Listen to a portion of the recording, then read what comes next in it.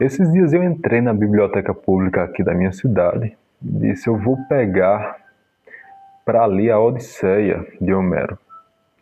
Só que daí eu entro lá na seção de literatura, né, na parte de literatura clássica, e eu encontro este livrinho aqui, ó, A Epopeia de Gilgamesh, ele que o abismo viu. Deixa eu contar a história melhor, né? Eu quero ler os clássicos da literatura e começar pelos mais antigos ali. Então eu li a Ilíada e eu disse, não, próximo livro agora deve ser a Odisseia, né? Depois a Eneida, daí talvez eu vá para a Divina Comédia de Dante, os Lusíadas e assim seguir, né, os clássicos. Porém, eu encontrei esse livro aqui e eu lembrei que eu já tinha ouvido falar desse nome, né, Gilgamesh, alguma coisa nesse sentido. E daí eu fui ler aqui atrás, na contracapa, aqui atrás do livro, né, e aqui diz que o poema, porque é em forma de poema, né, a Epopeia de Gilgamesh, esse poema que narra essa epopeia é o mais antigo registro literário que conhecemos. Na tradição que remonta a mais de 4.000 anos, ele é anterior a Homero, a Hesíodo e aos textos bíblicos. Então, com relação a registro literário, este aqui é o mais antigo que nós conhecemos hoje, tá? Não sei se atualmente, né, em julho de 2026, se nós temos algum outro registro mais antigo que este. Mas até então, no momento em que ele foi publicado, né, era o mais antigo, certo? E o que é interessante aqui nesse poema é que tem alguns elementos do poema que aparecem depois nos registros bíblicos, por exemplo. Aqui neste poema, ele basicamente vai contar a história do rei Gilgamesh, que seria o rei de Uruk. Salvo engano, seria o quinto rei depois do dilúvio. Dilúvio, sim, neste livro aqui, que é anterior ao escrito bíblico, né, aos escritos bíblicos, ele também cita a ocorrência de um dilúvio, né. Aquele Gilgamesh, que seria o quinto rei depois do dilúvio, o rei de Uruk, ele vai falar do dilúvio aqui, da existência do dilúvio. E eles são escritos por tabuinhas, né? Eram as tabuinhas, que eu não sei como que eles pegavam esses escritos. E este livro está fragmentado, porque algumas tabuinhas se perderam. Então, tem alguns trechos, por exemplo, ó, que não fica a frase completa. Eles colocam esses tracinhos aqui, que seria a parte que foi perdida, né? Então, tem alguns momentos aqui da leitura que você não vai entender o contexto completo ali, né? A frase completa. Porque foi perdido aí o escrito, né? Então vai aparecer aqui o elemento do dilúvio neste livro e também vai aparecer o elemento da criação do homem a partir da argila. Porque em um determinado momento, os deuses aqui isso ocorre na região da Mesopotâmia, então os deuses, eles criam um homem da argila, né? Que aqui eles dão o nome de Enkidu. Enkidu. E esse Enkidu, ele seria um homem aí que vive nas estepes, né? Vive com os animais. E até aparecer lá uma mulher que as pessoas levam lá para ele, para seduzir ele, para que seduzindo e se relacionando com ele, o convença a ir morar na cidade, em vez de ficar vagando pelas estepes, assustando os caçadores lá. Os caçadores têm medo dele. É um homem muito forte e meio que tem uma conexão maior com os animais, né? Os animais vivem com ele ali sem ter medo dele. Depois que ele se relaciona com essa mulher, os animais começam a fugir dele, né? Como se a pureza dele tivesse perdido. Isso eu achei que faz uma certa referência com a queda do homem, né? Porque no Gênesis, na Bíblia, quando eles comem o fruto proibido, Adão e Eva, eles percebem que estavam nus, né? Então eles recebem ali, é como se os olhos deles do conhecimento se abrissem. de uma certa forma, eles perderam ali a pureza original, né? E isso, de uma forma diferente, acontece com Enkidu, porque quando ele se relaciona com a mulher, ele perdeu uma pureza que os animais percebiam, né? Os animais tinham essa sensibilidade, então os animais fugiam dele quando viam ele. Não ficavam mais junto com ele. E esse Enkidu, ele foi criado pelos deuses, né? E ele meio que passa por uma certa luta contra o Gilgamesh. Gilgamesh era o deus ali, e no início do livro ele é meio arrogante, ele é meio quase um tirano assim. Diz que ele assedia os jovens ali, ele briga com os jovens, né? Vence os jovens nas lutas. E ao longo do livro, depois que ele tem esse combate com o Enkidu, eles se tornam os melhores amigos, né? Se tornam os melhores amigos.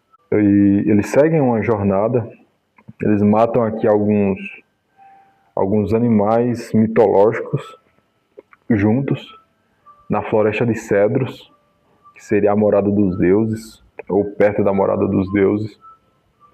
E eles partem nessa jornada junto para matar esse monstro principal chamado de Umbaba, que seria esse monstro mitológico gigante da Floresta dos Cedros. Mas o próprio Gilgamesh também era um gigante, porque fala que ele tinha, não lembro agora de cabeça, mas ele fala que é incôvado já. E daí eu fui fazer a conversão para metros e dá, salvo engano, por volta de 4 metros de altura.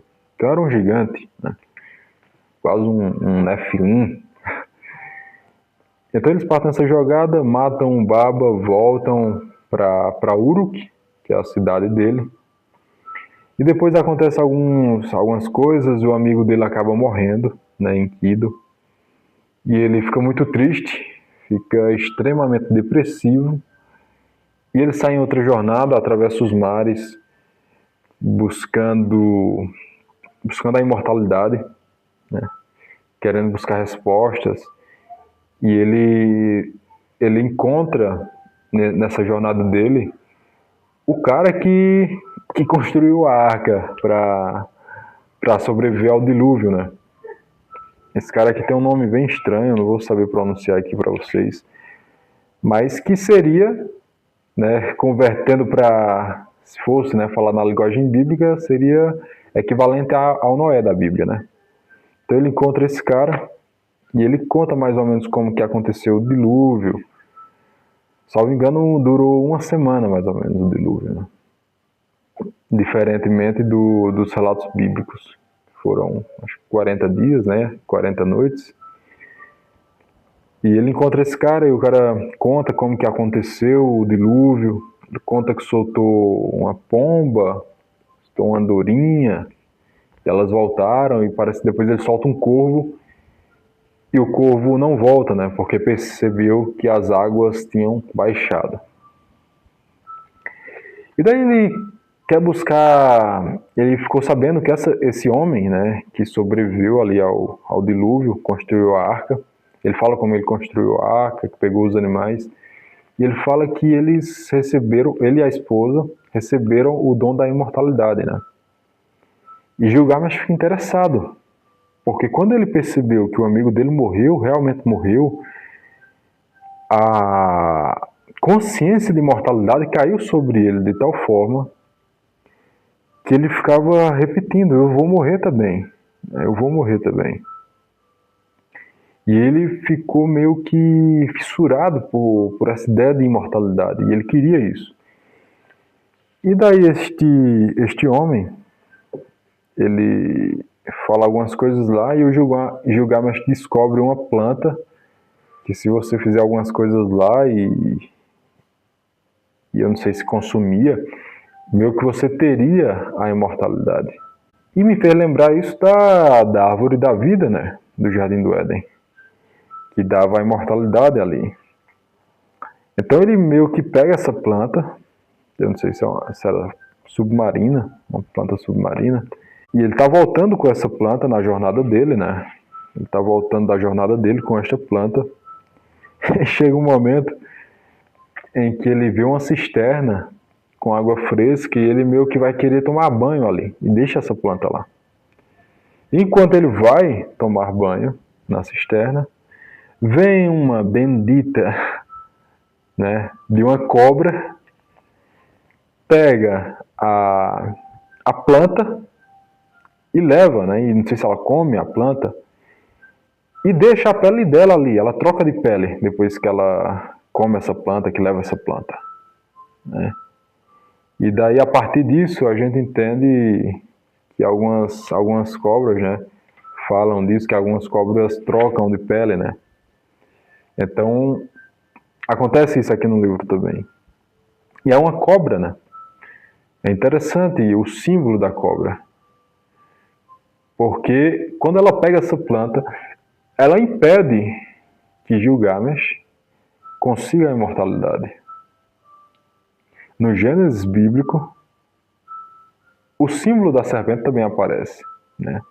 Uma cobra tenta Eva, né, e faz ela cair ali no pecado original. É uma cobra também, uma serpente.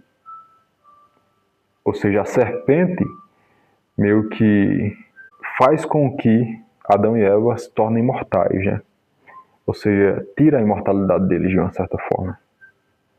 Ou faz com que eles percam a imortalidade. E aqui também, uma cobra rouba, furta o elemento que faria de Gilgamesh um imortal. Então tem esses símbolos aqui no poema, né? Eu achei muito interessante por isso. Apesar da leitura dos escritos aqui estarem fragmentados, né? O que por vezes é chato, mas os símbolos que aparecem aqui é interessante. É mais ou menos até a metade aqui o poema, o resto é comentários do tradutor, tá? Então fica a indicação, se vocês não leram, se vocês se interessarem, a Epopeia de Gilgamesh, ele que o abismo viu. Como é que vai pronunciar aqui o nome do autor aqui, né? Simlek-Unnin, eu acho que é assim que se pronuncia, ok? Então fica a indicação desse livro, deste poema, que é o registro literário mais antigo que conhecemos até então. Ok? Muito obrigado a todos e até o próximo vídeo.